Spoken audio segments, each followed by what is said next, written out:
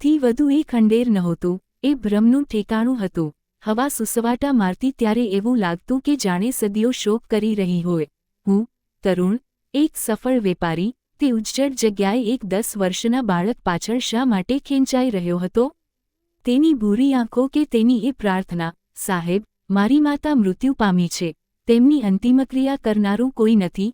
તેની હિપકામાં એવું શું હતું કે મેં મારા નવા હોટલની મોટી પાર્ટી અને મારી સફળતાની ઉજવણી છોડીને તે અજાણ્યા રસ્તે પગ મૂક્યો? શહેરની રોશની ક્યારની પાછળ રહી ગઈ હતી, વસ્તીનો અંત આવી ગયો હતો, માત્ર હું, તે બાળક અને આ સુમસામ ખંડેર. અંદર પ્રવેશતા જ એક વિચિત્ર દુર્ગંધે મારું સ્વાગત કર્યું. ત્યાં પ્રકાશ ખૂબ જ ઝાંખો હતો, પણ મને તે પ્રકાશમાં જે નજરે પડ્યું, તેણે મારા પગને જકડી લીધા. તે એક સ્ત્રીની લાશ નહોતી, તે કોઈ મનુષ્યની લાશ હોઈ જ ન શકે. મારા ગળામાં શ્વાસ અટકી ગયો અને તે બાળકે ફરીને મારી સામે જોયું. તેની ભૂરી આંખોમાં નિર્દોષતા નહોતી, પરંતુ એવું લાગતું હતું કે 1000 વર્ષ જૂનું કોઈ રહસ્ય છે. પણ હું આ મુકામ સુધી કેવી રીતે પહોંચ્યો? આ કથા તે ખંડેરથી નહીં, એક નાના ભાડાના મકાનથી શરૂ થાય છે. મારું નામ તરુણ છે. હું ખૂબ નાનો હતો જ્યારે મારા માથેથી મારા પિતાનો પડછાયો ઉઠી ગયો હતો. મને બરાબર યાદ પણ નથી કે તેઓ કેવા દેખાતા હતા. મારી દુનિયા મારી માતા હતી, એક મજબૂત, સબૂર અને મહેનતુ સ્ત્રી. દિવસ રાત ઘરમાં લોકોના કપડાં સીવતી હતી. સિલાઈ મશીનનો ગડગડાટનો અવાજ મારા કાનમાં આજે પણ ગુંજે છે. તે જ મશીનના અવાજથી અમારું ચૂલો સળગતો હતો. ત્યારે ક્યાંક જઈને મારું પેટ ભરાતું હતું. તેમનો એક જ શોખ હતો, એક જ જીદ. તરુણ, તું ભણજે, હું તને ભણેલો ગણેલો જોવા માંગુ છું. હું રાત્રે જ્યારે ભણતા થાકી જતો ત્યારે જોતો કે માતા તે જ રીતે મશીન પર ઝૂકેલી રહેતી. તેમની આંખો સોયમાં દોરો નાખતા લાલ થઈ જતી. અમ્મા, સૂઈ જાઓ, સવારે કરજો, હું નિંદરમાં ભરેલા અવાજે કહેતો. તે મશીન રોકીને મારી તરફ જોતી. તેમની થાકેલી આંખોમાં એક ઈરાદો ઝળકતો, બસ આ કપડું પૂરું કરી દઉં. કાલે એના પૈસા મળશે તો તારા માટે કોપી અને ફીનું ઇંતજામ થઈ જશે. તું ચિંતા ન કર, બસ ભણજે. મારો બેટો એક દિવસ ખૂબ મોટો માણસ બનશે, ત્યારે હું આરામ કરીશ. હું ખામોશીથી તેમને જોતો રહેતો. મારા દિલમાં એક જ વાત આવતી, એક દિવસ એવો આવશે કે હું મારી માતાને દુનિયાની દરેક સગવડ આપીશ. આ મશીન, આ થાક, બધું જ ખતમ કરી દઈશ. સમય પસાર થતો ગયો. મેં ભણતર પૂરું કર્યું પણ માતાનું સ્વપ્ન હજી અધૂરું હતું. નોકરીની શોધમાં મારા બૂટ ઘસાઈ ગયા. જ્યાં પણ જતો બસ એક જ જવાબ મળતો, અનુભવ કેટલો છે? જ્યારે ઘરે પાછો ફરતો ત્યારે માતા હંમેશા ભગવાન આગળ પ્રાર્થના કરી રહી હોય, અમ્મા, આજે પણ કોઈ નોકરી ન મળી, કહે છે કે અનુભવ લઈને આવો. હવે હું અનુભવ ક્યાંથી લાવું? જ્યારે કોઈ નોકરી આપશે જ નહીં, માતા હસીને કહેતી, માયુસ ન થવાય બેટા, ભગવાન એક દરવાજો બંધ કરે છે તો ઘણા બધા દરવાજા ખોલી પણ દે છે. તું હિંમત ન હારજે. મારું દિલ કહે છે કે મારો બેટો ખૂબ આગળ જશે. હું માયુસ નહોતો થયો. મને મારી માતા સામે માયુસ થવાની ઇજાજત નહોતી. એક દિવસ હું શહેરના મોટા બજારમાંથી પસાર થઈ રહ્યો હતો કે એક હોટલની બહાર એક બોર્ડ જોયો, વેઇટરની જરૂર છે. હું અંદર જતો રહ્યો. માલિક કાઉન્ટર પર બેઠો હતો. સાહેબ, મને નોકરી જોઈએ છે. શું કામ જાણે છે તું? તેણે મને ઉપરથી નીચે સુધી જોયો. હું ભણેલો ગણેલો છું, મેં ગ્રેજ્યુએશન પૂરું કર્યું છે. તેણે મોટો હાસ્ય કર્યો. ગ્રેજ્યુએશન કર્યા પછી વેઇટરની નોકરી કરીશ? મજાક કરે છે? સાહેબ, મહેનતમાં કોઈ શરમ નથી, મને બસ કામ જોઈએ છે. મારા લહેજામાં સચ્ચાઈ હતી. તેણે મને રાખી લીધો. હું હોટલમાં વેઇટરનું કામ કરવા લાગ્યો. હું પ્લેટો ઉઠાવતો, ટેબલ સાફ કરતો. જેટલી સેલેરી થતી, બધી રકમ મારી અમ્માના હાથમાં મૂકી દેતો. તે દિવસે મારી અમ્માની આંખોમાં જે આંસુ હતા, તે ખુશીના હતા કે મારી હાલત પર, એ હું આજ સુધી સમજી શક્યો નથી. મારી મહેનત રંગ લાવી. હું ભણેલો ગણેલો હતો અને ઈમાનદાર પણ. હોટલના કામને પોતાનું કામ સમજીને કરતો હતો. માલિક મારાથી ખૂબ ખુશ થયો. એક દિવસ તેણે મને તેની ઓફિસમાં બોલાવ્યો. તરુણ, હું તારી ઈમાનદારી અને તારા કામથી ખૂબ પ્રભાવિત છું. આજથી તું વેઇટર નહીં, આ હોટલનો મેનેજર છે. બધો હિસાબ કિતાબ હવે તું સંભાળીશ. આ મારી જિંદગીનું સૌથી પહેલું પગલું હતું. મારી સેલેરી વધી ગઈ હતી. ઘરના સંજોગો બદલાવા લાગ્યા હતા. મેં અમ્માને કહ્યું, અમ્મા, ભગવાનનો ખૂબ ખૂબ આભાર. હવે મારી સેલેરી વધી ગઈ છે. હવે તમે આ મશીન છોડી દો. તમારી આંખો નબળી થઈ ગઈ છે. અમ્માએ મશીનને એવી રીતે સ્પર્શ કર્યો જાણે તે કોઈ જીવતી વસ્તુ હોય. બેટા, મને આ મશીનથી ખૂબ લગાવ છે. તેણે અમને ખરાબ સમયમાં ટેકો આપ્યો છે. જ્યાં સુધી મારા હાથ ચાલી રહ્યા છે, હું મહેનત કરવાનું નહીં છોડું. પણ અમ્મા, હવે શું જરૂર છે? મેં ભારપૂર્વક કહ્યું. તું ચિંતા કેમ કરે છે? તે હસ્યા. મને આ બધું કરીને સારું લાગે છે. તું બસ તારા કામ પર ધ્યાન આપ. માલિક મારા પર ખૂબ ભરોસો કરવા લાગ્યા હતા. ધીમે ધીમે હોટલનો પૂરો હિસાબ કિતાબ, લેવડ દેવડ, બધું જ મારા હાથમાં આવી ગયું. મેં મારી મહેનતથી હોટલને નવી ઊંચાઈઓ સુધી પહોંચાડી દીધું. સમય પાંખ લગાવીને ઉડતો રહ્યો. મારી ઈમાનદારી અને મહેનતે હોટલનો નકશો જ બદલી નાખ્યો. માલિક, શેઠ ધનરાજ, મારા પર આંધળો ભરોસો કરવા લાગ્યા હતા.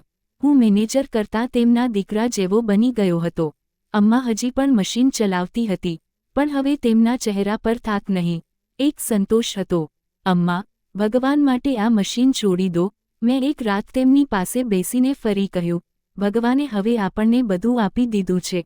હવે તમને મહેનત કરવાની શું જરૂર છે?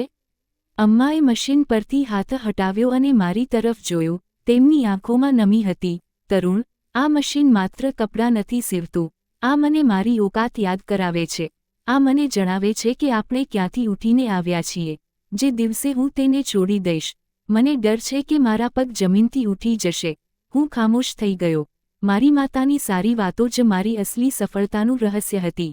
એક દિવસ શેઠ ધનરાજે મને તેમની ઓફિસમાં બોલાવ્યો. તે ખૂબ પરેશાન લાગી રહ્યા હતા. તરુણ, બેસ, મારે તારી સાથે એક ખૂબ જરૂરી વાત કરવી છે. તેમનો લહેજો ગંભીર હતો. જી શેઠ સાહેબ, બધું બરાબર તો છે ને? તમે કંઈક પરેશાન લાગો છો, મેં ઉત્સુકતાથી પૂછ્યું. તે તેમની ખુરશીમાંથી ઉઠ્યા અને બારી પાસે જઈને ઊભા રહ્યા.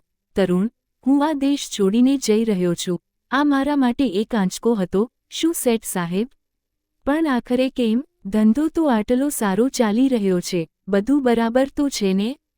તે મારી તરફ વળ્યા. મારો ધંધો બીજા દેશોમાં પણ છે. હવે મારી ફેમિલી ઈચ્છે છે કે હું પૂરી રીતે ત્યાં જ સ્થાયી થઈ જાઉં.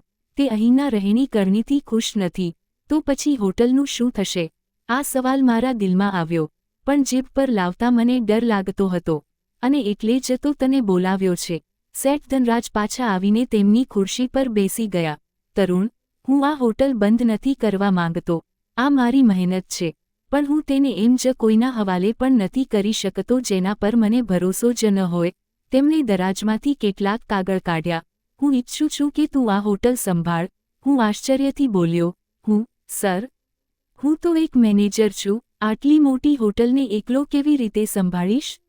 શેઠ ધનરાજે મારી વાત કાપી નાખી. મેનેજર તરીકે નહીં, પણ ભાગીદાર તરીકે. મારા પગ નીચેથી જમીન સરકી ગઈ. ભાગીદારી? હા, 50% તારું અને 50% મારું. તું મારી હોટલ ચલાવીશ, હિસાબ કિતાબ રાખીશ અને મારો હિસ્સો મને મોકલાવી દઈશ. બોલ, મંજૂર છે? મારી આંખોમાં આંસુ આવી ગયા. શેઠ સાહેબ, તમે મને આટલો સક્ષમ સમજ્યો, હું તમારો આભાર. તેમણે હાથ ઊંચો કરીને મને રોક્યો. આ કોઈ આભાર નથી. આ તારી મહેનત અને ઈમાનદારીનું ફળ છે. પણ મારી એક શરત છે. હું ચોંકી ગયો. કેવી? આ હોટલનો હિસાબ કિતાબ તો તું રાખીશ, પણ આ હોટલ પર એક ઓછાયો છે. તેમણે ખૂબ જ રહસ્યમય લહેજામાં કહ્યું. ઓછાયો? હું સમજ્યો નહીં. જૂના લોકો કહેતા હતા કે આ જમીન પવિત્ર નહોતી. તેમનો અવાજ ધીમો થઈ ગયો. હું આ વાતોને નથી માનતો, પણ તેમ છતાં સાવધાની જરૂરી છે. તે કાઉન્ટર પાસે તે જૂનો લાકડાનો સંદૂક જોયો છે? જી, તે જેના પર તાળું લાગેલો રહે છે? હા, આજથી તેની ચાવી તારી પાસે હશે. દર શુક્રવારે હોટલ બંધ કરતાં પહેલાં તારે તેમાં બરાબર 10,000 રૂપિયા નાખવાના છે. 10,000 રૂપિયા? દર અઠવાડિયે? પણ કેમ? શું આ કોઈ દાન છે?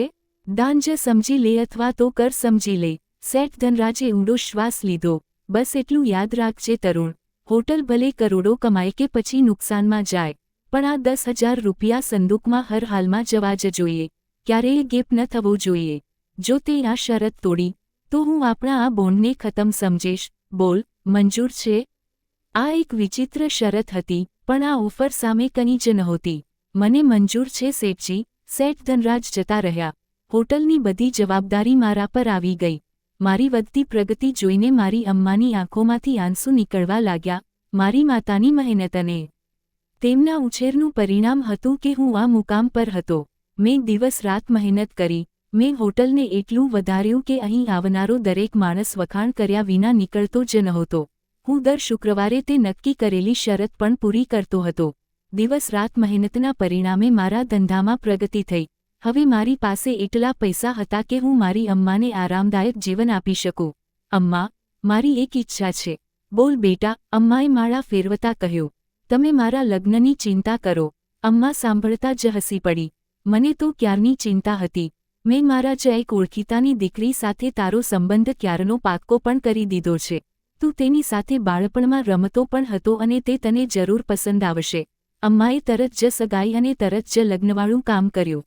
મારી જિંદગી પૂરી થઈ ગઈ હતી. એક દિવસ મેં વિચાર્યું, હવે મારે મારી પોતાની હોટલ પણ બનાવવી જોઈએ. હું ધંધાને વધારવા માંગતો હતો. જ્યારે હું નવી હોટલના કામ માટે નીકળતો, તો અમ્મા મને દરવાજા સુધી મૂકવા આવતી. બેટા, એક દિવસ તેમણે મારો હાથ પકડીને કહ્યું, જોજે બેટા, તું કોઈ પણ ગરીબ અને લાચારને જોઈને તેનાથી ક્યારેય મોઢું ન ફેરવતો. તારી પાસે આજે આટલું બધું છે, પણ તારો તે સમય ક્યારેય ન ભૂલતો જ્યારે તારી માતા તારા માટે દિવસ રાત મહેનત કરતી હતી, પણ તને તેમ છતાં તે સગવડ નહોતી આપી શકતી જે આજે તારી પાસે છે. મેં માતાના હાથ પકડતા કહ્યું, તમે નિશ્ચિંત રહો અમ્મા, હું કોઈ પણ ગરીબ કે બેસહારાને જોઈને મોઢું નહીં ફેરવું. મારી નવી હોટલ તૈયાર થઈ ગઈ. આજે તેનું ઉદ્ઘાટનનો કાર્યક્રમ હતો. મેં બહાર બેનર લગાવ્યો, આજના દિવસે દરેક ગરીબ માટે આ હોટલનું ભોજન મફત છે. ઘણા બધા લોકો આવ્યા, જમ્યા, દુઆઓ આપી અને જતા રહ્યા. હું હોટલની સફાઈ કરાવી રહ્યો હતો કે અચાનક મારી નજર કાઉન્ટર પાસે ઊભેલા એક બાળક પર પડી. ઉંમર લગભગ 10-11 વર્ષ, ફાટેલા જૂના કપડાં, પણ તેની ભૂરી આંખો, તેની ગોરી રંગત પર તે ભૂરી આંખો ફાટેલા કપડાંમાં પણ કયામત ઢાળી રહી હતી. તે ઉત્સુક આંખોને જોતા જ હું તેની તરફ દોડ્યો. તેની ભૂરી આંખોમાં એક એવી ઊંડાઈ હતી જેણે મને જકડી લીધો હતો. હું જે પૈસા અને સફળતાની રમતનો માહેર બની ચૂક્યો હતો, એક 10 વર્ષના બાળક સામે ઝૂકીને ઊભો હતો. શું વાત છે બેટા? શું તને જમવાનું જોઈએ છે? મેં મારા અવાજમાં નરમાશ લાવતા પૂછ્યું. તેણે તેની આંસુથી ભરેલી આંખોથી મારી તરફ જોયું અને હાથ ફેલાવી દીધા. જી સાહેબ, હું ઘણા દિવસથી ભૂખ્યો છું. મને જમવાનું જોઈએ છે. મને ખૂબ ભૂખ લાગી છે. તેના ફેલાયેલા હાથે મારા દિલમાં એક એવો અહેસાસ જગાડી દીધો હતો જે દરેક માણસના દિલમાં હોવો જોઈએ. મને મારું બાળપણ યાદ આવી ગયું. આવ બેટા, અહીં બેસ, મેં જલ્દીથી વેઇટરને કહ્યું. આ બાળક માટે સૌથી સારું જમવાનું લઈને આવ. જલ્દી કર. મેં તેને ખુરશી પર બેસાડ્યો અને પોતે પણ સામેની ખુરશી પર બેસી ગયો. જેવો જમવાની પ્લેટ તેની સામે મૂકવામાં આવી, તે જમવા પર એવી રીતે તૂટી પડ્યો જાણે ઘણા દિવસથી ભૂખ્યો હોય. હું તેને જોતો રહ્યો. મારી માતાએ મારા માટે ખૂબ મહેનત કરી હતી. મને ક્યારેય ભૂખ્યો નહોતો રહેવા દીધો, પણ તેમ છતાં મને તે બાળકની ભૂખનો અહેસાસ તીવ્રતાથી થઈ રહ્યો હતો. તેણે અડધું જમવાનું ખાઈ લીધું હતું કે અચાનક તેનો હાથ રોકાઈ ગયો. તેણે પ્લેટને એક તરફ ખસેડી. શું થયું બેટા? વધુ જમવાનું ખા, મેં પ્રેમથી કહ્યું. તે ખચકાતા બોલ્યો, સાહેબ, આ જમવાનું હું મારી માતા માટે લઈને જવા માંગુ છું. મારું દિલ ભરાઈ આવ્યું. મેં મનમાં વિચાર્યું કે તેની માતા પણ ઘરમાં ભૂખી હશે. આ જ કારણોસર તેણે જમતા જમતા અડધું છોડી દીધું છે, જેથી અડધું જમવાનું પોતાની માતા માટે લઈને જાય. તું પેટ ભરીને જમવાનું ખા બેટા. હું હસ્યો. તારી માતા માટે હું જમવાનું પેક કરાવી દઈશ. મારી આ વાત સાંભળીને બાળકના ચહેરા પર ખુશી દેખાવા લાગી. તે ફરીથી જમવાનું ખાવા લાગ્યો. જ્યારે બધું જમવાનું પૂરું થઈ ગયું, મેં વેઇટરને કહીને તેની માતા માટે પણ શ્રેષ્ઠ જમવાનું પેક કરાવ્યું. તે પેક થયેલું જમવાનું લઈને બહારની તરફ ચાલી નીકળ્યો, પણ થોડો આગળ જઈને તેણે પાછળની તરફ ફરીને જોયું. તેની તે ભૂરી, ઊંડી આંખો મને અજીબ લાગી. તે આંખોમાં કંઈક એવું હતું જે મને તેને અને તે બાળક વિશે વારંવાર વિચારવા માટે મજબૂર કરી રહ્યું હતું. તે બાળક જતું રહ્યું હતું પણ હું ઘરે આવીને પણ તેના વિશે વિચારતો રહ્યો. બીજા દિવસે તે બાળક ફરી તે જ સમયે આવ્યો. મેં તેને જમવાનું આપ્યું. તેણે થોડું જમવાનું ખાધું અને પછી થોડું જમવાનું પોતાની માતા માટે પેક કરાવીને લઈ ગયો. આ રીતે ઘણા દિવસ પસાર થઈ ગયા. તે આવતો, કંઈક જમવાનું ખાતો અને બચેલું જમવાનું પેક કરાવીને પોતાની માતા માટે લઈ જતો. મેં પણ તેના માટે મારા સ્ટાફને ખાસ કરીને કહી રાખ્યું હતું, આ બાળક જ્યારે પણ આવે, જે કંઈ પણ માગે, તેને જમવા માટે આપજો અને તેની માતા માટે જમવાનું પેક કરીને જરૂર આપજો. હું સામે બેસીને દરરોજ તેને બાળકોની જેમ જોતો અને મને સંતોષ થતો હતો કે ચાલો, દરરોજ તેના ઘરે હવે જમવાનું પહોંચી રહ્યું છે. પછી એક દિવસ શુક્રવારે હું મારી જૂની હોટલમાં હતો. રાતના 12 વાગી રહ્યા હતા. હોટલ બંધ કરવાનો સમય હતો. મને શેઠ ધનરાજની શરત યાદ આવી.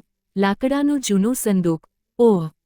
આજે તો કાઉન્ટર પર માત્ર 8,000 રૂપિયા જ પડ્યા છે. મેં માથા પર કરચલી પાડતા વિચાર્યું, ચાલો, આજે 8,000 રૂપિયા જ નાખી દઉં. બાકીના 2,000 રૂપિયા આવતીકાલે સવારે જઈને નાખી દઈશ. શેઠ સાહેબને ક્યાં ખબર પડશે? મેં 8,000 રૂપિયા તે સંદૂકમાં નાખ્યા અને તાળું લગાવીને ઘરે જતો રહ્યો. બીજા દિવસે હું મારી હોટલ પર તે બાળકની રાહ જોતો રહ્યો. બપોર થઈ ગઈ, સાંજ થઈ ગઈ, પણ તે ન આવ્યો. આજે કેમ ન આવ્યો તે? હું પરેશાન થઈ ગયો. મેં વેઇટરને પૂછ્યું, તે ભૂરી આંખોવાળો બાળક આવ્યો હતો શું? નહીં સાહેબ, આજે તો નથી આવ્યો. હું વારંવાર ખુરશી પર બેઠેલા લોકોની તરફ જોતો કે કદાચ તેમાંથી ક્યાંક તે બાળક નજર આવી જાય, પણ તે આજે આવ્યો જ નહોતો. હું પરેશાન થઈ ગયો અને વિચારવા લાગ્યો કે કાશ તેના ઘરનું સરનામું જ પૂછી લીધું હોત. ખબર નહીં તે કેવી મુસીબતમાં હશે. ખબર નહીં તે કેમ ન આવ્યો, કારણ કે તેની હાલત જોઈને તો લાગતું હતું કે ગરીબીનો રાજ છે તેમના ઘર પર. બીજા દિવસે પણ તે બાળક ન આવ્યો. મારી પરેશાની વધતી જ જઈ રહી હતી. મારા દિલમાં એક અજીબ ડર પેદા થઈ રહ્યો હતો, જાણે મારાથી કોઈ ભૂલ થઈ ગઈ હોય. પછી બીજા દિવસે તે બાળક હોટલમાં દાખલ થયો, પણ આજે તે એકલો નહોતો. તે રડતો આવી રહ્યો હતો. તેને રડતો જોઈને હું કાઉન્ટરથી તેની તરફ વધ્યો. શું થયું બેટા? તું કેમ રડી રહ્યો છે? તે બાળક મને જોતાં જ વધુ જોર-જોરથી ધ્રુસકે રડવા લાગ્યો. બતાવ બેટા, શું થઈ ગયું છે? બતાવીશ તો મુશ્કેલીનો હલ નીકળી આવશે. તારી માતાની તબિયત તો બરાબર છે ને? તેણે રડતા મારી તરફ જોયું. તેની ભૂરી આંખો આંસુઓથી ભરેલી હતી. સાહેબ, મારી માતા મરી ગઈ છે. તે મને હંમેશા માટે છોડીને જતી રહી છે. આ શબ્દો મારા હૃદયમાં તીરની જેમ ઉતરી ગયા. મેં તેને દિલાસો આપ્યો, પોતાના છાતીએ લગાવ્યો. બેટા, તારો સહારો હવે હું છું. તારે ચિંતા કરવાની કોઈ જરૂર નથી. તારી માતા કદાચ આટલી જ ઉંમર લખાવીને આવી હતી અને તેમને જવાનું જ હતું. મારા દિલાસાથી તે ખામોશ ન થયો, પણ તેણે પોતાના આંસુથી ભીના ચહેરાને ઉપર ઉઠાવ્યો અને મારી તરફ ધ્યાનથી જોવા લાગ્યો. તેની ભૂરી આંખોમાં હવે દુઃખથી વધુ પ્રાર્થના હતી. થોડીવાર મને જોયા પછી તે બોલ્યો, સાહેબ, એક પ્રાર્થના છે તમારી પાસે. કેવી પ્રાર્થના? મેં તેના માથા પર હાથ ફેરવતા પૂછ્યું. મને પૈસા જોઈએ, મારી માતાની અંતિમક્રિયા માટે. તું ચિંતા ન કર, મેં કહ્યું, હું બધા ઇંતજામ.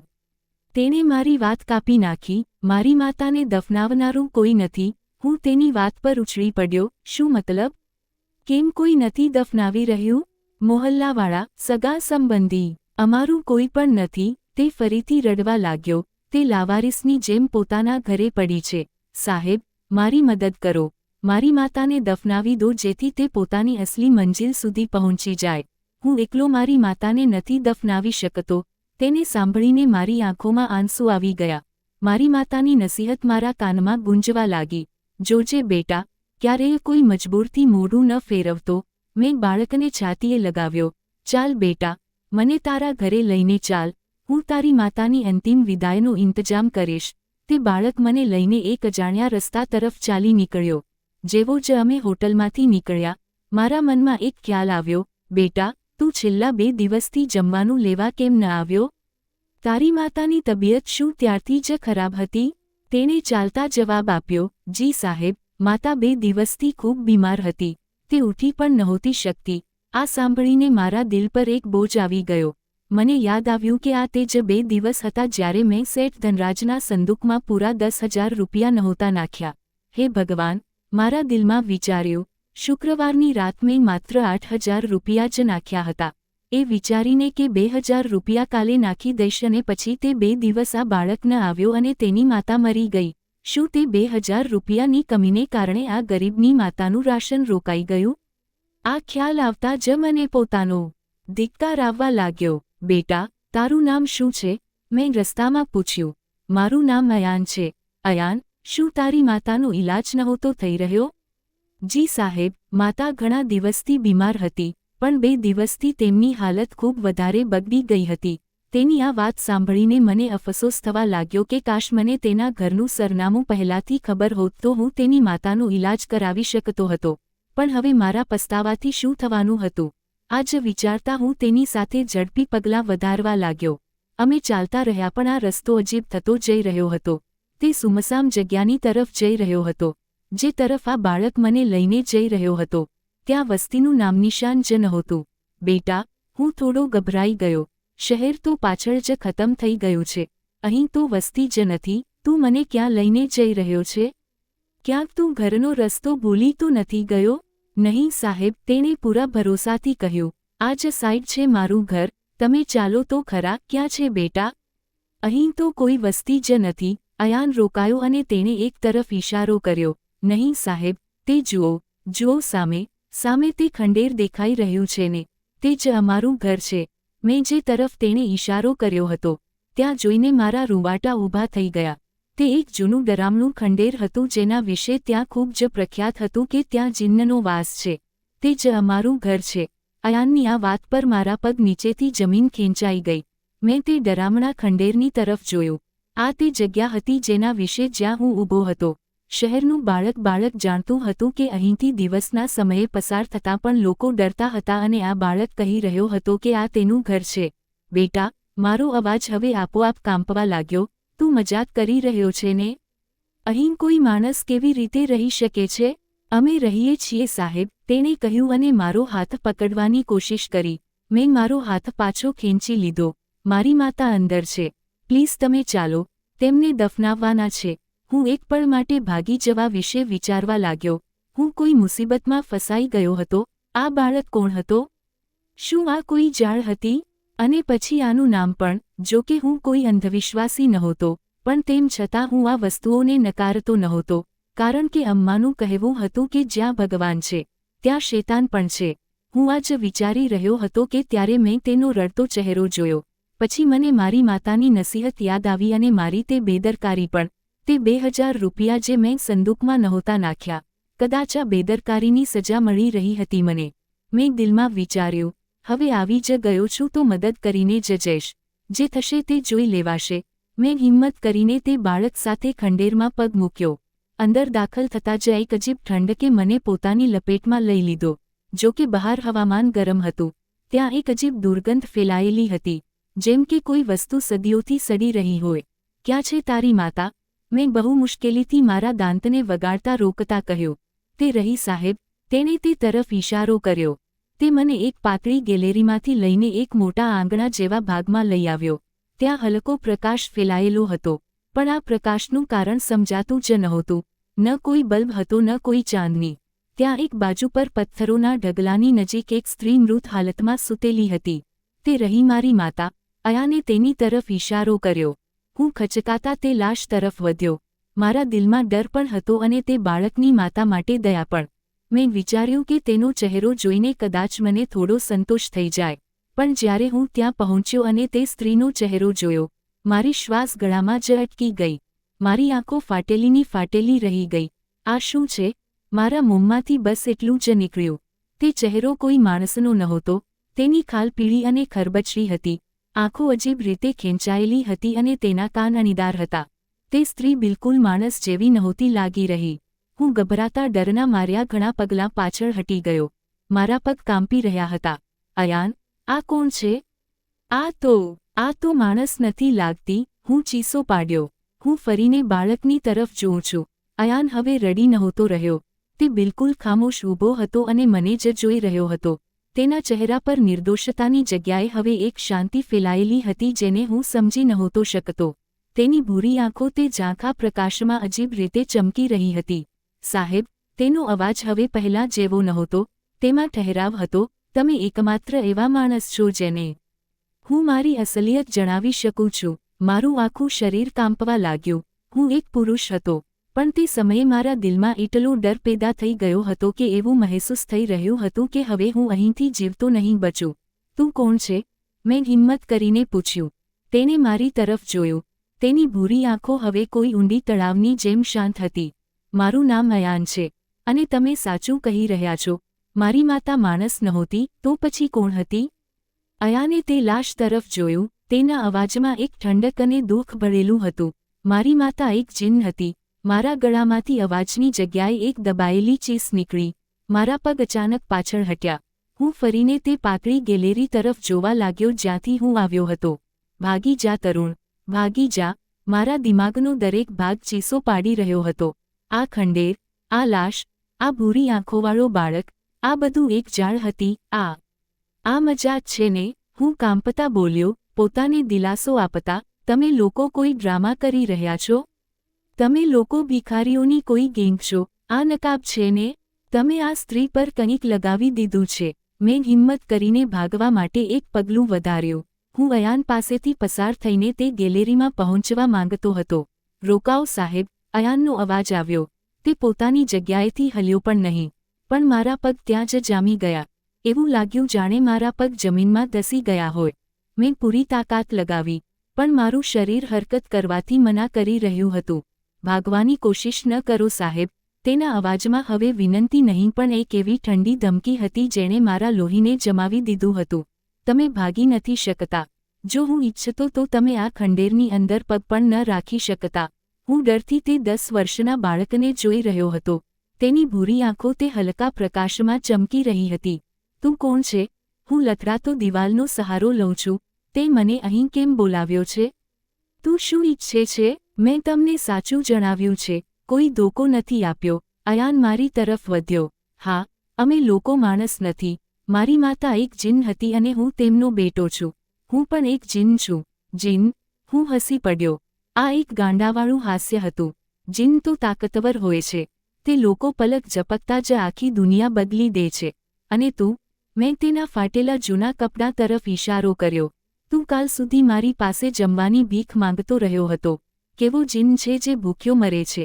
મારી હાસ્ય ખંડેરની દિવાલોથી ટકરાઈને એક ભયાનક અટ્ટહાસ્યની જેમ પાછી આવી. અયાનનો ચહેરો મારી આ વાત પર સખત થઈ ગયો. તાકાત? તેણે ઠંડા અવાજમાં કહ્યું. તાકાત બધું નથી હોતી સાહેબ.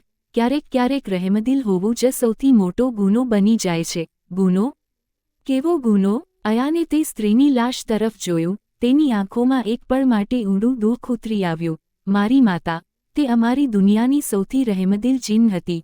તેમની સૌથી મોટી કબૂલી એ હતી કે તે માણસોનું દુઃખ જોઈ નહોતી શકતી. તેણે ઊંડો શ્વાસ લીધો. તેમનાથી માત્ર એક ભૂલ થઈ ગઈ. કેવી ભૂલ? મેં હિંમત ભેગી કરીને પૂછ્યું. તેમણે એક માણસની મદદ કરી હતી. તે સ્ત્રી રસ્તા પર મરી રહી હતી. તેની પાસે જમવા માટે કંઈ પણ નહોતું અને તે એકલી નહોતી. તેની સાથે તેનું બાળક હતું. મારી માતાએ તેને જોઈ અને રહેવાયું નહીં. તેમણે અમારી દુનિયાનો પહેલો કાયદો તોડી નાખ્યો. કાયદો? કેવો કાયદો? કાયદો એ છે કે જીન ક્યારેય માણસોના મામલામાં દખલ નહીં દે. અયાનના અવાજમાં ગુસ્સો અને દર્દ બંને ભળી ગયા હતા. આ વાત અમારી દુનિયાના મુખિયા સુધી પહોંચી ગઈ. તેમણે મારી માતાને ગુનેગાર સાબિત કરી દીધી. તો શું તેમને સજા મળી? મેં પૂછ્યું. સજા? અયાન હસ્યો. તેમને કેદ ન કરાયા. તેમને માર્યા ન ગયા. તેમને મૌતથી પણ બદતર સજા મળી. મારી માતાની બધી તાકાતો છીનવી લેવામાં આવી. તેમની બધી શક્તિઓ ખતમ કરી દેવામાં આવી અને તેમને હંમેશા માટે આ ઇંસની દુનિયામાં, આ વીરાન ખંડેરમાં કેદ કરી દેવામાં આવ્યા. તેણે ઊંડો શ્વાસ લીધો. તે સમયે હું મારી માતાની કોખમાં હતો. આ ખુલાસો મારા માટે છેલ્લા કોઈ પણ આંચકા કરતાં મોટો હતો. પછી હું આ ઇંસની દુનિયામાં જન્મ્યો. તે બોલતો રહ્યો. પણ મારા અંદર જીનની કોઈ શક્તિ જ નથી. હું ભૂખ મહેસૂસ કરું છું. મને ઠંડી લાગે છે. મને ઈજા થાય છે. બિલકુલ આમ માણસોની જેમ. હું ખામોશીથી આ અવિશ્વસનીય કહાની સાંભળી રહ્યો હતો. મારો ડર હવે ઓછો થઈ રહ્યો હતો અને તેની જગ્યાએ એક અજીબ હમદર્દી અને મૂંઝવણ લઈ લીધી હતી. જેટલા દિવસ હું મારી માતા સાથે રહ્યો, અયાને પોતાની વાત ચાલુ રાખી. એ જ જોયું કે માતા હજી પણ બીજાની મદદ કરવા માટે તૈયાર રહેતી હતી. પોતાના વિશે ક્યારેય ન વિચાર્યું. તેની ભૂરી આંખોમાં આંસુ ચમક્યા. પણ જ્યારે પણ કોઈ માણસ પાસે મદદ માંગી, માણસોએ અમને ધિક્કારી દીધા. તેણે એક પળ માટે રોકાઈને કહ્યું, એકવાર અમને 3 દિવસથી જમવા માટે કંઈ પણ નહોતું મળ્યું. મારી માતાએ એક દુકાનદાર પાસે માત્ર એક રોટલી માંગી. તેણે અમને જોયા, અમારા ફાટેલા જૂના કપડાં અને મારી માતાની અજીબ આંખો. પછી તેણે અમારા પર કૂતરા છોડી દીધા. આ સાંભળીને મારું દિલ કાંપી ગયું. માણસોએ અમને હંમેશા ધિક્કારી દીધા સાહેબ, માત્ર એટલે કે અમે તેમના જેવા નથી દેખાતા. માત્ર તમે હતા. તમે એકમાત્ર માણસ હતા જેણે મારાથી નફરત નહીં પણ દયાથી જોયો. અચાનક મને મારા તે 2000 રૂપિયા યાદ આવ્યા. મારી બેદરકારી, મારા દિલ પર જાણે કોઈએ મુઠ્ઠીભર આગ વરસાવી દીધી હોય. અયાન, મેં બેચેનીથી પૂછ્યું, તારી માતા શું તે ભૂખને કારણે? તું છેલ્લા 2 દિવસથી જમવાનું લેવા ન આવ્યો. હું તારી રાહ જોઈ રહ્યો હતો. અયાને મારી તરફ જોયું. નહીં સાહેબ, તે ભૂખને કારણે નહીં. તેનો અવાજ ભરાઈ ગયો. તે આનાથી પણ ખરાબ તકલીફમાં હતી. તકલીફ? કેવી તકલીફ? તે મરી નહોતી શકતી. અયાને એક એવી વાત કહી જેણે મારા રૂંવાટા ઊભા કરી દીધા. તે કોઈની રાહ જોઈ રહી હતી. તે તમારી જ રાહ જોઈ રહી હતી. હું ઉછળી પડ્યો. મારી રાહ? હું તો તેમને જાણતો પણ નહોતો. તું મને કેવી રીતે જાણે છે? અયાને મારી તરફથી નજર હટાવીને ખંડેરના અંધારામાં જોયું. તમે નથી જાણતા સાહેબ, પણ તે જાણતી હતી. તે દરેક તે માણસને જાણતી હતી જે. તે આ કહેતા કહેતા અચાનક રોકાઈ ગયો. જે તે સંદૂક સાથે જોડાયેલો હતો. કયો સંદૂક? મેં બેતાબીથી પૂછ્યું. અયાને મારી તરફ જોયું. તેના ચહેરા પર તે જ માસૂમ જેવી પ્રાર્થના પાછી આવી હતી. ખેર, છોડી દો આ વાતોને. તે બોલ્યો, તમે બસ મારી માતાને દફનાવી દો. મારા પર એક છેલ્લો આભાર કરી દો. નહીં. હું મારી જગ્યાએથી હલ્યો અને લગભગ ચીસો પાડ્યો. મેં આગળ વધીને તેનો ખભો પકડી લીધો. એક 10 વર્ષના બાળકનો ખભો જે મારા હાથોમાં કાંપી રહ્યો હતો. મને લાગી રહ્યું હતું, આ બાળક મને અહીં ફસાવવા લાવ્યો છે. પણ કેવી રીતે? તેને કેવી રીતે ખબર? તું મારી જૂની હોટલ વિશે કેવી રીતે જાણે છે? હું ગભરાતા બોલ્યો. સેઠ ધનરાજની હોટલમાં કાઉન્ટર પાસે એક જૂનો લાકડાનો સંદૂક છે. હું દર શુક્રવારે તેમાં પૈસા નાખું છું. શું તું તેની જ વાત કરી રહ્યો છે? અયાને પોતાની ભૂરી આંખો ઊંચી કરીને મારી તરફ જોયું. તેના ચહેરા પર એક ઠંડી તિરસ્કારભરી મુસ્કાન હતી. પણ તે મુસ્કાન એક બાળકની હતી. હા સાહેબ, હું તે જ સંદૂકની વાત કરી રહ્યો છું. તેના આ ઇકરારે મારા પૂરા અસ્તિત્વમાં સનસનાટી દોડાવી દીધી. પણ તું સેઠ ધનરાજને કેવી રીતે જાણે છે? મેં આશ્ચર્યમાં પૂછ્યું. અયાને મારી ગિરફ્તમાંથી ખભો છોડાવ્યા વિના કહ્યું. તમે આ નથી જાણતા. પણ સેઠ ધનરાજ મારી માતાને જાણતા હતા. આ એક બીજો ધમાકો હતો. શું? મેં તેને ઝકઝોરતા કહ્યું. આ શું બકવાસ કરી રહ્યો છે તું?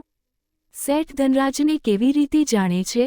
તે તો ખૂબ જ ભલા અને ઈમાનદાર માણસ હતા. ભલા? અયાન હસવા લાગ્યો. એક ઠંડી બેજાન હાસ્ય જે તે ખંડેરની દિવાલોથી ટકરાઈ રહી હતી. તે જ ભલા માણસ, બિલકુલ તમારી જેમ, ક્યારેક ગરીબ અને બેસહારા હતા. કામની શોધમાં માર્યા ફરતા હતા. તેની પાસે છત પણ નહોતી રહેવા માટે. તને મારા અતીત વિશે કેવી રીતે ખબર? હું ડરના માર્યા કાંપી ઉઠ્યો. મારી માતા બધું જાણતી હતી. અયાને તે લાશ તરફ ઇશારો કર્યો. મારી માતાએ સેઠ ધનરાજની મદદ કરી હતી. તેને તે જમીન આપી હતી જેના પર આજે તમારી જૂની હોટલ બની છે. મારા પગ નીચેથી જાણે જમીન નીકળી ગઈ. મારા હાથ અયાનના ખભા પરથી સરકી ગયા. તે જમીન તો તે ખંડેરનો ભાગ હતી. હા, અયાને માથું હલાવ્યું. આ બધું અમારી જ મિલકત હતી. મારી માતાએ સેઠ ધનરાજ પાસેથી માત્ર એક વચન લીધું હતું. વચન? મેં દોહરાવ્યું.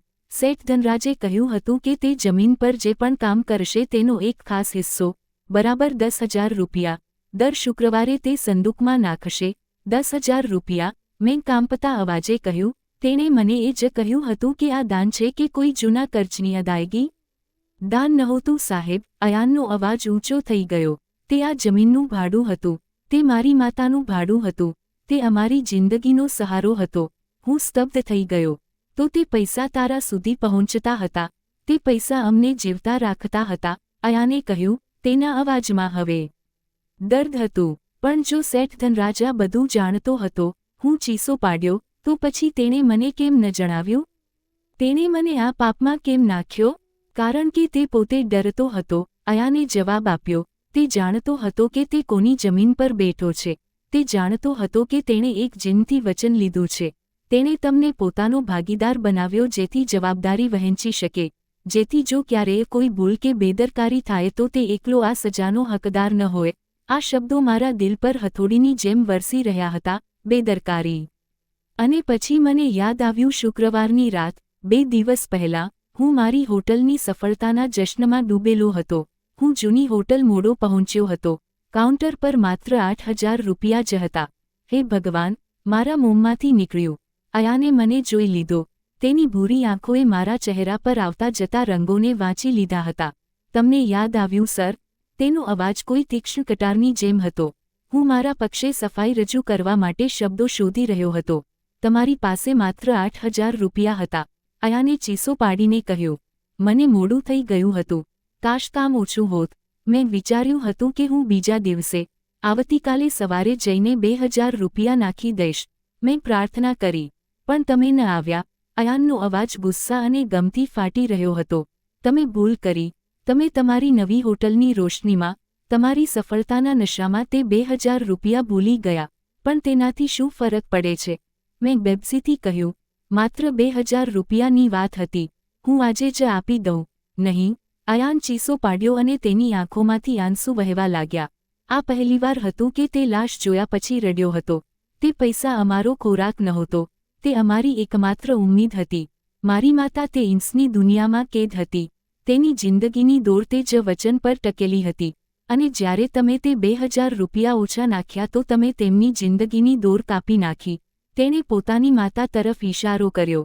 2 દિવસ જે તમે ન આવ્યા. મારી માતા બીમાર નહોતી. તે મરી રહી હતી. તે તડપી રહી હતી. તે તમારી રાહ જોઈ રહી હતી કે તમે આવશો અને તમારી ભૂલ સુધારશો. તે જાણતી હતી કે તમે આવશો. પણ તમે ન આવ્યા. અયાને એક પગલું મારી તરફ વધાર્યું. તેનું નાનું અસ્તિત્વ ગુસ્સાથી કાંપી રહ્યું હતું. તમારી બેદરકારીએ મારી માતાને મારી નાખી. દુનિયા મારી આંખો સામે ઘૂમી ગઈ. ખંડેરની દિવાલો મારા ઉપર પડવા લાગી. હું મારા ઘૂંટણીએ જમીન પર પડી ગયો. મારા હાથ માટી તરફ ગયા. જ્યાં થોડા પળો પછી કોઈ કબ્ર ખોદનારો હશે. નહીં, નહીં. મેં મારા વાળ ખેંચી લીધા. એનો મતલબ હું તારી માતાનો કાતિલ છું? હું તારી માતાનો કાતિલ નથી. આ શબ્દો નહોતા. આ મારા આત્માનો ઇકરાર હતો. હું, તરુણ, એક સફળ વેપારી, આ વીરાન ખંડેરમાં એક બિન માણસની લાશ સામે ઘૂંટણીએ પડેલો હતો. અને મારી સામે એક 10 વર્ષનો બાળક ઊભો હતો જેની માતા મારી બેદરકારીને કારણે મરી ગઈ હતી.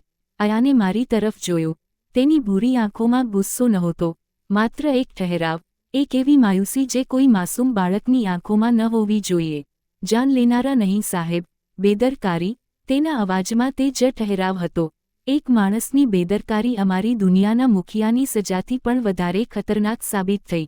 મારી માતા પોતાની સજા તો કાપી જ રહી હતી. પણ તમારી બેદરકારી તેનાથી સહન ન થઈ. નહીં, નહીં. હું રડી પડ્યો. આ મેં શું કરી દીધું? મને માફ કરી દો બેટા. ભગવાન માટે મને માફ કરી દો. હું આ ગુનાનું પ્રાયશ્ચિત કેવી રીતે કરીશ? હું શું કરી શકું છું? માફી. અયાન એકદમ હસ્યો. શું તમારી માફી મારી માતાને પાછી લાવી શકશે? શું તમારા પૈસા તેમની તડપને ઓછી કરી શકે છે જે તેમણે પોતાના છેલ્લા 2 દિવસમાં જ સહન કરી છે? હું ખામોશ થઈ ગયો. મારી પાસે કોઈ જવાબ નહોતો. હવે વાતોનો સમય પૂરો થઈ ગયો છે. અયાને પોતાની માતાની લાશ તરફ ઇશારો કર્યો. મને તેને દફનાવવાની છે. તેને હવે આમ માણસોની જેમ દફનાવવામાં આવશે. ભલે હું એક જીન છું પણ હું માણસોની જેમ છું અને મારામાં એટલી તાકાત નથી કે હું આ બધું એકલો કરી શકું. શું તમે મારી મદદ કરી શકશો? શું તમે તે લાશને હાથ લગાવશો જેનાથી તમે હજી ડરી રહ્યા હતા? આ એક પરીક્ષા હતી. મારો ડર હજી પણ મોજૂદ હતો. પણ મારો ગુનો તેનાથી ક્યાં મોટો હતો. મેં તે બિન માણસની લાશને જોઈ જેને ક્યારેક શેઠ ધનરાજે મદદ લીધી હતી. જેનું ભાડું હું ખાઈ રહ્યો હતો અને જેના મોતનો જવાબદાર પણ હું હતો. હું કરીશ. હું કાંપતા ઉઠ્યો. ક્યાં દફનાવવાની છે? અયાન મને ખંડેરની અંદર એક ખૂણામાં લઈ ગયો જ્યાં માટી નરમ હતી. અહીં મારા પાસે કોઈ ઓજાર નહોતું. મેં મારા મૂંગા સૂટની પરવા કર્યા વિના પોતાના હાથોથી માટી ખોદવાનું શરૂ કરી દીધું. મારા નખ તૂટી ગયા. હાથોમાં કાંટા ખૂંચ્યા. પણ હું ખોદતો રહ્યો. મારો ડર હવે ખતમ થઈ ચૂક્યો હતો. તેની જગ્યાએ હવે શર્મિંદગી અને પ્રાયશ્ચિતની પૂર્તિ કરવાની સખત ચાહત જાગી ઉઠી હતી. મેં કબ્ર તૈયાર કરી. પછી હું તે લાશ તરફ વધવા લાગ્યો અને મારી આંખો બંધ કરી અને મારી અમ્માનો ચહેરો યાદ કર્યો. અમ્મા, કાશ તમારી નસીહત હું ક્યારેય ન ભૂલતો. મેં તે જીનની લાશને ઉઠાવી. તે આશ્ચર્યજનક રીતે ખૂબ હલકી હતી. જેમ કે તેમાં કોઈ વજન જ નહોતો. તે માત્ર એક ખોલ હતી. મેં તેને સાવધાનીથી ઉઠાવી. અયાન, હું માટી નાખતા પહેલાં પૂછવા માંગુ છું, તારા ધર્મમાં, મતલબ જીન્નોની દુનિયામાં, છેલ્લી વિદાય કેવી રીતે થાય છે? કંઈ પણ નહીં, તેણે બેદિલીથી કહ્યું. તે માણસોની દુનિયામાં મરી છે. તેમની અંતિમ વિદાય પણ બસ માણસોની જેમ જ થશે. મેં પછી એકલા જ તેને આ દુનિયામાંથી અંતિમ વિદાય આપી. અયાન ખામોશીથી હાથ બાંધીને મને જોતો રહ્યો. તેની આંખોમાં ન આંસુ હતા ન કોઈ ભાવ. જ્યારે મેં કબ્રને પથ્થરોથી ઢાંકી દીધું તો રાત ગહેરી થઈ ચૂકી હતી. ખંડેરમાં હવે તે જ દુર્ગંધ અને ઠંડક હતી. મેં અયાનની તરફ જોયું. એક 10 વર્ષનો બાળક જે હવે આ દુનિયામાં બિલકુલ એકલો હતો તે વીરાન ખંડેરમાં. અયાન, મેં તેના ખભા પર હાથ મૂક્યો. હું જાણું છું કે હું તારો ગુનેગાર છું. હું તારી માતાને પાછી નથી લાવી શકતો. પણ હું તને આ હાલતમાં, આ જગ્યા પર એકલો નથી છોડી શકતો. તેણે મારી તરફ જોયું. તું મારી સાથે ચાલ, મેં પ્રાર્થના કરી. મારા ઘરે ચાલ, મારા બેટા બનીને રહીશ. હું તારો ઉછેર કરીશ, તને ભણાવીશ, તને તે બધું આપીશ જેના વિશે તે ક્યારેય વિચાર્યું હશે. કદાચ આ જ રીતે મને ક્યારેક સુકૂન મળે. અયાને મારી વાત સાંભળી. પછી તેની નજર પોતાની માતાની તાજી બનેલી કબ્ર પર ટકી ગઈ. તે થોડીવાર ખામોશ ઊભો રહ્યો. પછી તેણે ધીમેથી કહ્યું, સાહેબ, તમે મારી માતાને દફનાવીને મારા પર ખૂબ મોટો આભાર કર્યો છે. તેની ભૂરી આંખોમાં એક એવો નિર્ણય હતો જે તેની ઉંમર સાથે મેળ નહોતો ખાતો. તેણે પ્રેમથી કહ્યું, હું તમારો આભારી છું. તમે તે કર્યું જે માણસ નથી કરતો. તમે મારી માતાને દફનાવી, પણ હું તમારી સાથે નથી ચાલી શકતો. કેમ? મેં બેચેનીથી પૂછ્યું. કેમ નથી જઈ શકતો? અહીં આ વીરાનમાં તું એકલો શું કરીશ? આ જગ્યા માણસોના રહેવાની નથી અને જીન્નો માટે માણસોની કોઈ વસ્તી પણ નથી. તેણે જવાબ આપ્યો, સાહેબ, ભલે અમારી પાસે જીન્નોની તાકાત નથી, પણ અમે માણસોની વચ્ચે નથી રહી શકતા. મારી માતાએ મને હંમેશા માણસોથી દૂર રહેવાનું કહ્યું હતું. પણ તારી માતા તો હવે નથી રહી. તું હવે એક બાળક છે. તું તારું પેટ કેવી રીતે ભરીશ? તું રાત્રે અહીં ડરીશ નહીં? તેણે હલકું હાસ્ય આપ્યું. ડર સાહેબજી? ખંડેરમાં જીન્નોની વચ્ચે મારી પૈદાઈશ થઈ. મને કઈ વસ્તુથી ડર લાગશે? તેણે પોતાની માતાની કબ્રને સ્પર્શ કર્યો. હું અહીં જ રહીશ, મારી માતાની કબ્ર પાસે. અહીંથી મારી માતાની ખુશ્બુ મને આવશે. તેનો નિર્ણય અટલ હતો. હું સમજી ગયો હતો કે હું તેને મજબૂર નથી કરી શકતો. મારો ગુનો હવે મને વધુ બેબસ કરી રહ્યો હતો. અયાન, મેં હારેલા લહેજામાં કહ્યું, હું તારો ગુનેગાર છું. મેં તારી માતાની જાન લીધી છે. જો તું મારી સાથે નહીં ચાલે, તો હું પોતાને ક્યારેય માફ નહીં કરી શકું. મારા પર એક છેલ્લો આભાર કરી દે. તે ખામોશીથી મને જોતો રહ્યો. વચન આપ, મેં કહ્યું. વચન આપ કે તું ક્યારેય ભૂખ્યો નહીં રહીશ. તું દરરોજ મારી હોટલ આવીશ અને જમવાનું લઈને જઈશ. હું નથી ઈચ્છતો કે તું તે ભૂખનો શિકાર બને જેનાથી તારી માતા તને બચાવતી રહી. પણ સાહેબ, તેણે ખચકાતા કહ્યું, મારી માતાએ શરૂઆતથી જ મને એ જ નસીહત આપી છે કે માણસોને પરેશાન નથી કરવા. કોઈની પાસે માંગવું નહીં. આ માંગવું નથી અયાન. હું ચીસો પાડ્યો. આ મારું પ્રાયશ્ચિત છે. આ તારો અધિકાર છે. આ તે જમીનનું ભાડું છે જે મેં સમય પર ચૂકવ્યું નથી. જો તે મના કરી તો હું સમજીશ કે તે મને માફ નથી કર્યો અને હું આખી જિંદગી આ જ આગમાં બળતો રહીશ. મારી આંખોમાં આંસુ જોઈને કદાચ તેને મારા પર દયા આવી ગઈ. તેણે ધીમેથી માથું હલાવ્યું. ઠીક છે સાહેબ, હું દરરોજ આવીશ. માત્ર તમારા સંતોષ માટે. હું તેને તે અંધારા ખંડેરમાં છોડીને ભારે પગલે પાછો ફર્યો. તે રાત હું સૂઈ ન શક્યો. મારી પત્ની સુનૈના મને પૂછતી રહી કે હું આખરે આટલો પરેશાન કેમ છું. પણ હું તેને શું જણાવતો કે હું એક જિન્નના મોતનો જવાબદાર છું. બીજા દિવસથી મારો રૂટીન શરૂ થઈ ગયો. અયાન દરરોજ આવતો. હોટલની અંદર નહોતો આવતો પણ પાછળના દરવાજા પર મારી રાહ જોતો. હું પોતે તેના માટે સારું જમવાનું પેક કરાવીને તેને આપતો. કેમ છે? હું રોજ તેને પૂછતો. ઠીક છું, તે નાનો જવાબ આપતો. કોઈ અજીબ વાત તો નથી થઈ ખંડેરમાં? નહીં સાહેબ, હું ત્યાં સુરક્ષિત છું. તેની ભૂરી આંખોમાં હવે તે શાંતિ નહોતી પણ એક અજીબ ઉદાસી હતી. તે જમવાનું લેતો અને ખામોશીથી ચાલ્યો જતો. મેં મારી જૂની હોટલના સંદૂકમાં 10,000 રૂપિયાની જગ્યાએ 20,000 રૂપિયા નાખવાના શરૂ કરી દીધા હતા. મને નહોતી ખબર કે તે પૈસા કોની પાસે જઈ રહ્યા હતા. પણ આ મારા ગુનાના બોજને ઓછો કરવાની એક નિષ્ફળ કોશિશ હતી. અઠવાડિયા પસાર થઈ ગયા. અયાન દરરોજ આવતો રહ્યો. પછી મેં નોટિસ કર્યું કે તેના ચહેરા પર પહેલાંની તુલનામાં થોડો સુકૂન દેખાવા લાગ્યો હતો. પછી એક દિવસ તે આવ્યો.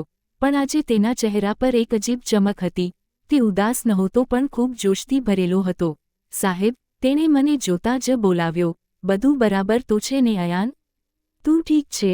મેં જમવાનું તેની તરફ વધાર્યું, પણ તેણે હાથ ન લગાવ્યો. સાહેબ, આજે હું જમવાનું લેવા નથી આવ્યો. મારું દિલ ધકતી રહી ગયું. કેમ? શું થયું? તું જઈ રહ્યો છે શું? જી સાહેબ, તેની ભૂરી આંખો ચમકી રહી હતી. મારા કાકા આવ્યા હતા અમારી દુનિયામાંથી. કાકા? હું તો હેરાન રહી ગયો. અહીંના ખંડેરમાં? તે મારા સ્વપ્નમાં આવ્યા હતા. અયાને સફાઈ આપી. તેમને માતા વિશે ખૂબ અફસોસ થયો. તે કહી રહ્યા હતા કે તેમને ખૂબ મોડેથી ખબર પડી. તે કહેવા લાગ્યા, અયાન, તને કાલે હું અમારી દુનિયામાં લઈ જવા માટે આવીશ, તો શું તું પાછો જઈ રહ્યો છે? જી. તેણે ઊંડો શ્વાસ લીધો. કાકાએ જણાવ્યું કે સજા માત્ર મારી માતા માટે હતી. હું અમારા ખાનદાનનો હિસ્સો છું.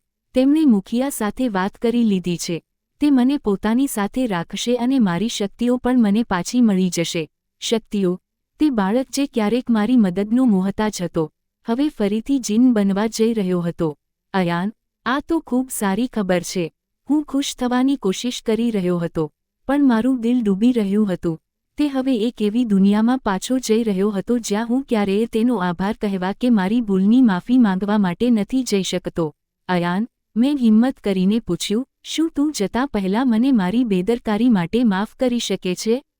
તેણે મને હસીને જોયો. તેની ભૂરી આંખોમાં એક એવી ઊંડાઈ હતી જે મેં પહેલાં ક્યારેય નહોતી જોઈ.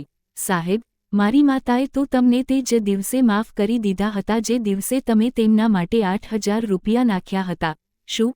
હું આશ્ચર્યથી પૂછવા લાગ્યો, પણ તે દિવસે તો મેં મારી બેદરકારી.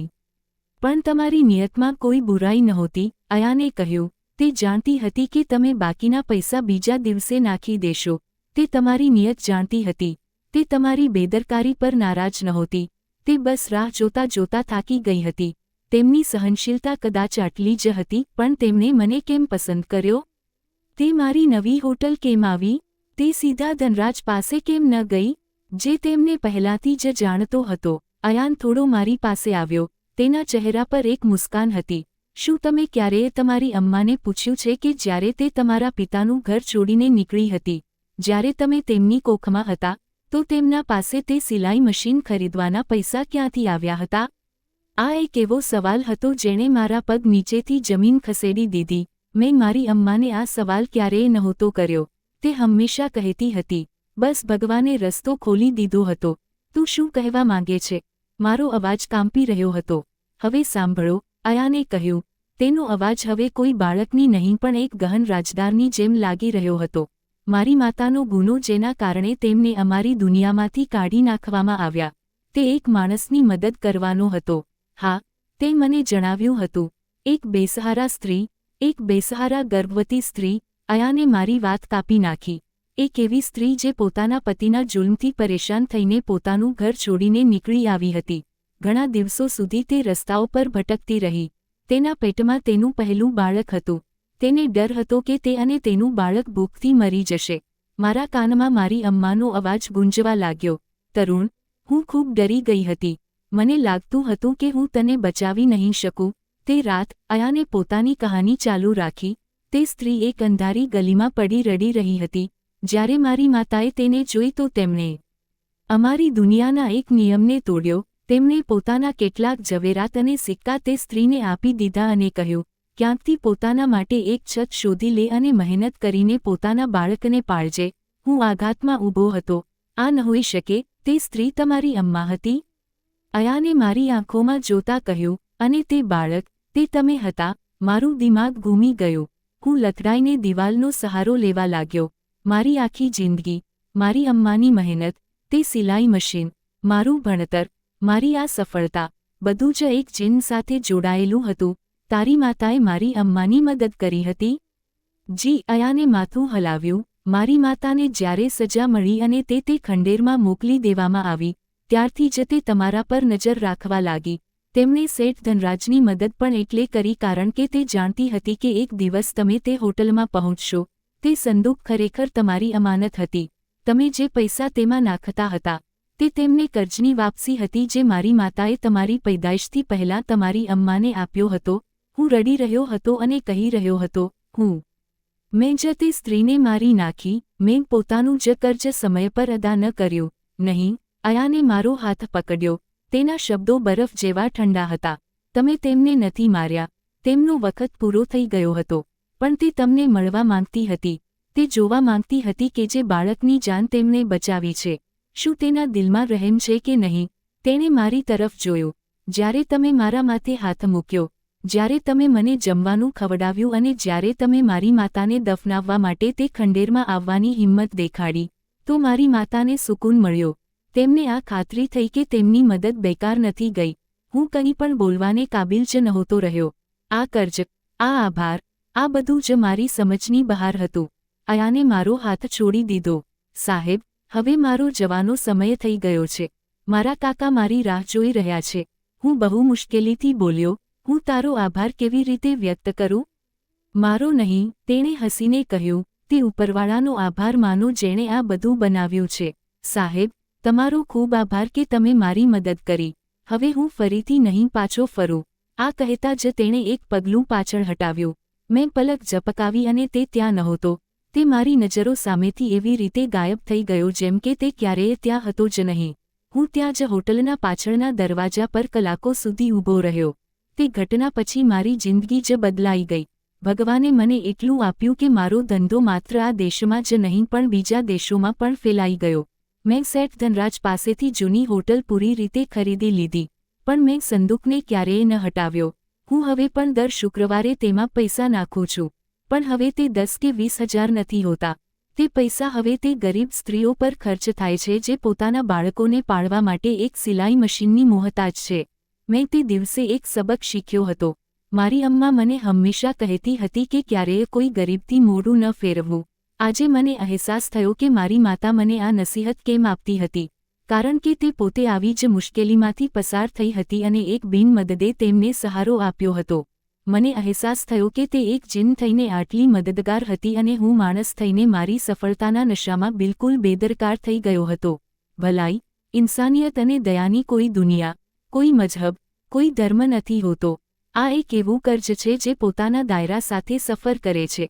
આજે તમે જે કોઈ માટે કરશો, કાલે તે કોઈ બીજાના રૂપમાં, કોઈ બીજી દુનિયામાંથી પાછો જરૂર આવશે અને બેદરકારી તે ઝેર છે જે આ નિયમને તોડી દે છે અને તેનું પ્રાયશ્ચિત ક્યારેક ક્યારેક ખૂબ ભારે હોય છે. તો દોસ્તો, તમને અમારી આ કહાની કેવી લાગી? મને કમેન્ટ સેક્શનમાં જરૂર જણાવો. મારી ચેનલને સબસ્ક્રાઇબ કરી વિડીયોને લાઇક કરી દો અને વિડીયોને હાઇપ પણ આપો અને આવી જ વધુ રોમાંચક કહાનીઓ સાંભળવા માટે મારી ચેનલ સાથે જોડાયેલા રહો. આ કહાની પૂરી રીતે કાલ્પનિક છે.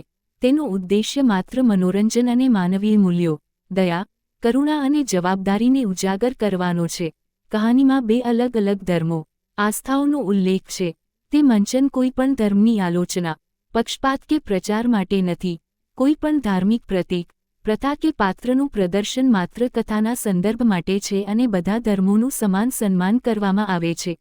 કૃપા કરીને તેને માત્ર એક રચનાત્મક કથાના રૂપમાં જ વાંચો. જો કહાનીના કોઈ ભાગથી તમને ભાવનાત્મક અસુવિધા થાય તો તેના સંબંધિત મદદ કે સલાહ લેવા પર વિચાર કરો. ધન્યવાદ.